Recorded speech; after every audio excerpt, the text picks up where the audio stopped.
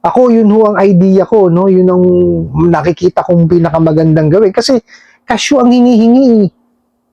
Di ho ba? Hindi pang karaniwan eh.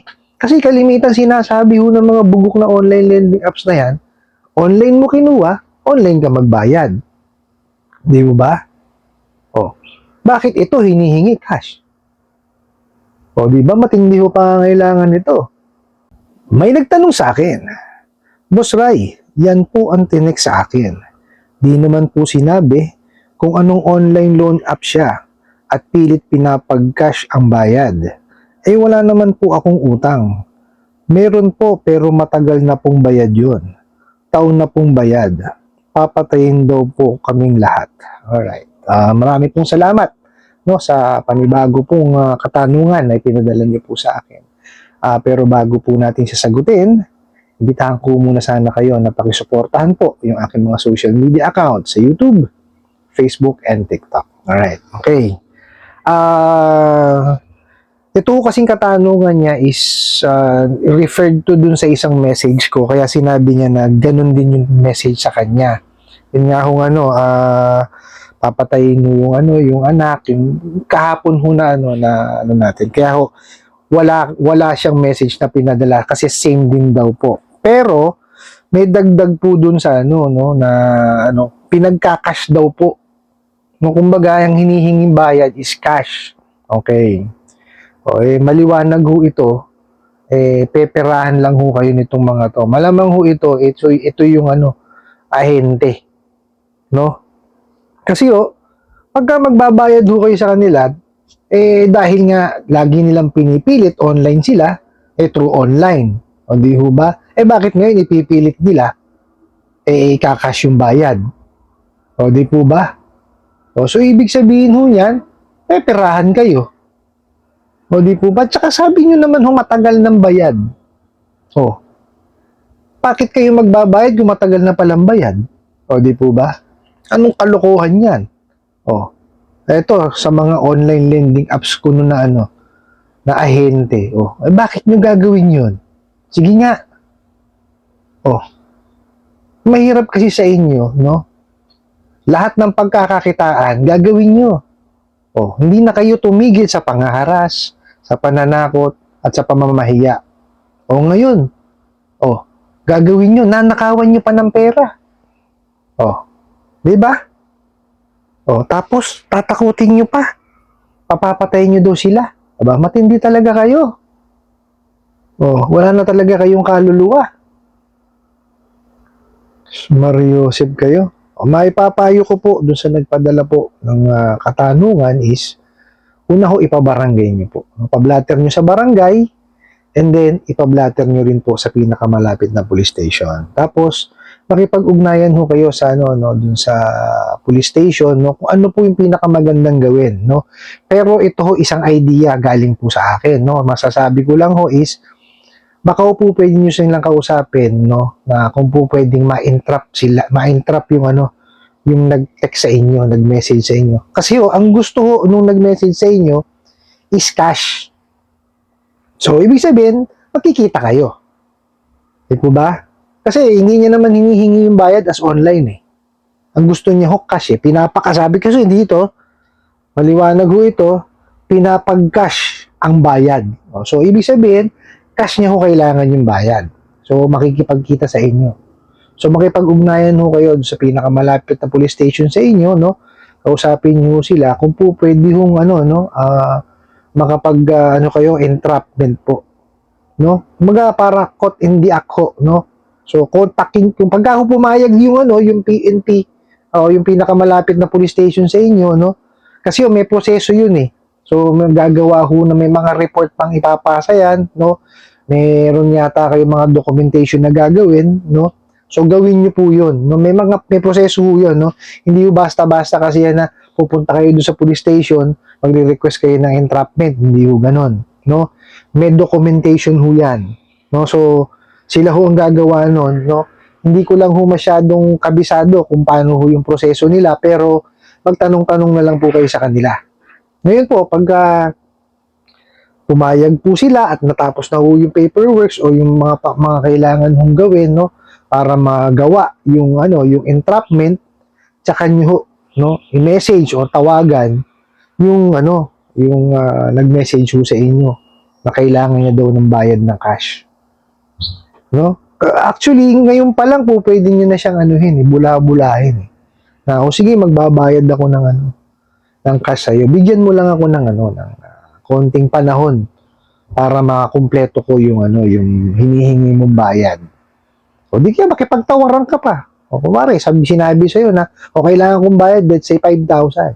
Makipagtawaran ka pa. Diba? Para lang magkaroon ng conversation pa habang ginagawa ho yung paperworks para dun sa entrapment. Ano po? So, kumari, ayan na, gagawin na yun. Mahuhuli nyo na yan. No? Sana nga mahuli. No? Ako, yun ho ang idea ko, no? Yun ang nakikita kong pinakamagandang gawin. Kasi, kasyo ang hinihingi. Di ho ba? Hindi pang karaniwan eh. Kasi kalimitan sinasabi ho ng mga bugok na online lending apps na yan, online mo kinuha, online ka magbayad. Di ba? Bakit ito hinihingi cash? Di ba matindi ho pangangailangan nito? So, ang gawin nyo po, laruin nyo muna siya. Hanggang sa pumaan ho doon sa nyo, sa pain nyo. Para ho, pagka na-approvean na yung entrapment, itirahin nyo na. Makukulong yung bugok na yan. Pagka ho kasi, may nasample lang ganyan, titigil ho yung mga bugok na yan. Titigil ho yung mga ahenteng mga na yan. Kasi, na yan eh, kumbaga, wala na sa scope ng trabaho nila yan. Dumidiskarte na lang yung bugok na ahente na yan. Saan kayo nakakita? Hinihingi cash, patindi talaga. Malamang nga ito, nalulugi na yung kumpanya nyo, hindi na kayo pinasasahod. Dumidiskarte na eh. Di ba? Ano sabi ko sa inyo kahapon? Di ba? Huwag niyo huwag niyo nang, kumbaga, huwag na kayong magtagal dyan sa ganyang klase ng trabaho. No? Kasi tingnan niyo ha, kung yung mga kliyente kayang walang yain, kayo pa. Diba? Ano utos sa inyo? Harasin, takutin, diba? Ipahiya yung mga kliyente. Samantalang kumita sila ng pera dun.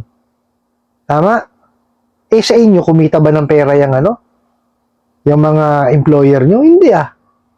Diba nagbabayad pa sila ng sahod sa inyo? Sa tingin nyo, sasantuhin kayo ng mga yan? Bugok. Kaya hanggat may panahon pa, ay umalis na kayo dyan, maghanap po kayo ng marangal na trabaho. Hindi ko sinasabing hindi marangal yung ginagawa nyo. Kaya lang, mali yung pamamaraan nyo ng paniningil.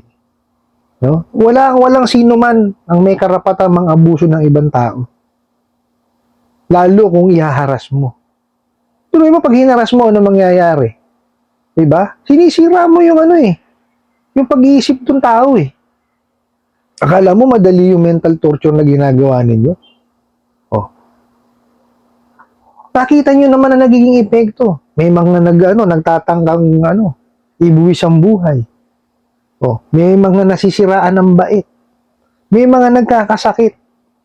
Mayroong hindi na nakakapaghanap. May natatanggal sa trabaho. Yan ang mga gusto ninyo. Sa tingin nyo, pag nagawa nyo yun, mababayaran kayo. Di ba naman kayo mga bugok talaga? Di ba? Pag nagkasakit yan, sa tingin nyo makakapaghanap buhay na maayos? Hindi. Di ba? Tapos ito, meron na naman kayong bagong kagaguhan. Matagal ng bayad. Sisingilin mo pa. Gusto mo pa cash. Matindi talaga pangangailangan mo. Sana mahuli ka talaga at mabulo ka sa bilangguan. Pakasalbahin mo. Mariusip ka. Dumabang kayo ng parehas. Marami yung pamamaraan ng paniningil. Nakita nyo yan, bayad ng matagal. Masakit doon, hindi pa kayo nagpakilala. Salbahe kayo talaga. Paano? Takot kayo sa mga pinagagawa nyo kasalbahihan. Ayaw nyo mabalikan kayo, di ba? Yan ang yan diyan kayo magaling sa kawalang yan. Ngayon ng teteng. May papayo ko po doon sa sa nagpadala po ng tanong na to, no? Yun nga, kagaya kanina, pablatter nyo sa barangay, tsaka sa police station po, no? Tapos makipag-ugnayan kayo sa kanila, pakita nyo yung mensahe. Sabihin nyo na kung po pwede ho bang makagawa ng entrapment, no?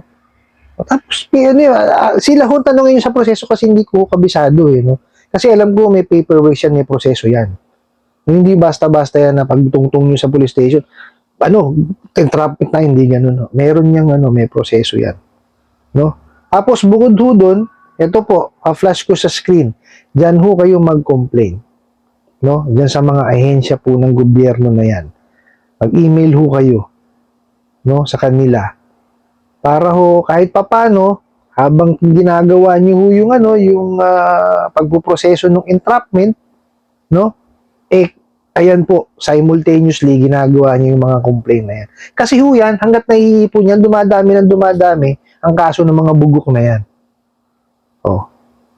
Di ba? Meron naman ho natatanggalan na talaga ng lisensya. No, it's just that ho, hindi ho sila matagpuan talaga.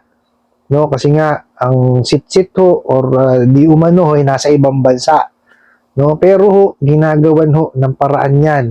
No, tinatrabaho ho, no, ng ating gobyerno, no, mga law enforcement agencies, yung po sa ngayon ng gobyerno nakakasakop po sa pagpapautang, ginagawan ho ng yan, aksyon. No? Kailangan lang ho i-report ninyo para ho magawa nila ng aksyon. Hindi ho po pwede na mananahimik na lang ho tayo. No, ako ho, ang kaya ko lang ho ibigay sa inyo is karunungan. No? Bibigay ko sa inyo or i-discuss ko sa inyo kung ano ho yung mga batas na nakakasakop po sa pagpapautang at sa paniningil. Ano po? At bibigyan ko ho kayo ng mga suggestions kung ano yung po pwede nyong gawin. And syempre ho, mapapagaang po natin. Ang actually gusto ko talaga is mapagaang yung isipin, no, at saka yung kalooban ng mga nakakaranas po ng anxiety at depression. No, kasi ho, dyan ho talaga ako, kumbaga, malapit po sa puso ko yung ganyan. Kasi nga ho, dahil sa nangyari sa anak ko. No, nagkaroon ho siya ng anxiety, tsaka ng depression. Kaya ho, ako, ganun-ganun na lang ho ako, no, ka-eager na makatulong po sa mga tao na nakakaranas po ng depression, no, tsaka ng anxiety. Napakahirap pong sakit niyan. Habang buhay yung dadalhin yan. Mabuti na nga lang ho, nakaka-cope up na siya. No? At this coming school year, graduating na ho siya sa college. And I'm praying and hoping po talaga na matapos niya at makontinue niya ho yung journey niya. No? At mapatuloy niya yung kanyang buhay, no? Hindi lagi ko kasi sinasabi sa kanya na hindi doon natatapos yun. No? May plano sa atin ng Diyos. No? Ganun din ho sa inyo. No? Hindi ho natatapos diyan na nakahiram kayo, hindi kayo makakabayad, mababaon na kayo. Hindi ho. Ang gulong ho, no? Umiikot ho yan. No? Hindi ho yan laging flat. No? Ano ho yan? Darating ho ang panahon ninyo na makakaahon ho kayo. No? Kailangan lang ho talaga yan. Pagtulong-tulungan nyo ng pamilya po ninyo, no? At dagdagan nyo po ng dasal. No? Kasi pinaka-importante po yan. No? Magdasal ho kayo. At syempre, gampanan nyo po or tulungan nyo po yung inyong sarili na makaahon po dun sa napasok nyo po na, na sitwasyon. Ganun lang naman ho yan eh. Darating ho ang panahon na maayos nyo yan. No? Hindi ho habang buhay, no, na yung mga online lending apps na yan ay maghahari. Hindi ho. Panapanahon ho yan. Darating ho ang panahon, mapapasara ho at mauubos din yung mga abusadong bugok na yan. Ano po? I hope nasagot ko po itong katanungan na to at sana po ay makatulong. Maraming salamat po sa inyong walang sawang pagsuporta at panonood sa aking mga videos. Maraming salamat po sa inyong pag-like, pag-share, pag-comment at pagtatanong.